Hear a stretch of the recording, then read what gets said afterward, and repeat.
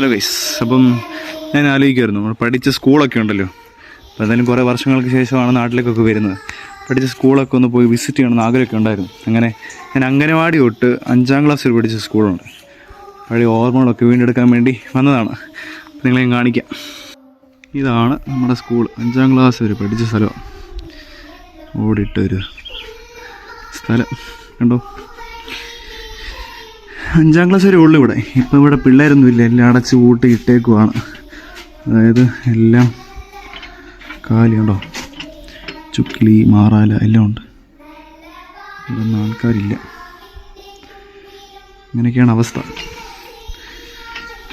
ഇവിടെയൊക്കെ ഈ വരാന്തയിലൊക്കെ ഞങ്ങൾ സത്യം പറഞ്ഞാൽ ഇരുന്ന് കഴിച്ചിട്ടുണ്ട്.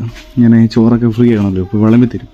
നമ്മളിവിടെ നിന്ന് കഴിക്കുകയും പഠിക്കുകയും ഒക്കെ ചെയ്ത സ്ഥലമാണ്. ഇപ്പോൾ ഇവിടെ ആളില്ല, അനക്കമില്ല, ഒന്നുമില്ല. ഇങ്ങനെ നടക്കും. ഇപ്പം എന്ത് ചെയ്യാനാ, പിള്ളേരൊന്നും ഇല്ല. എന്നാലും കൊള്ളാം.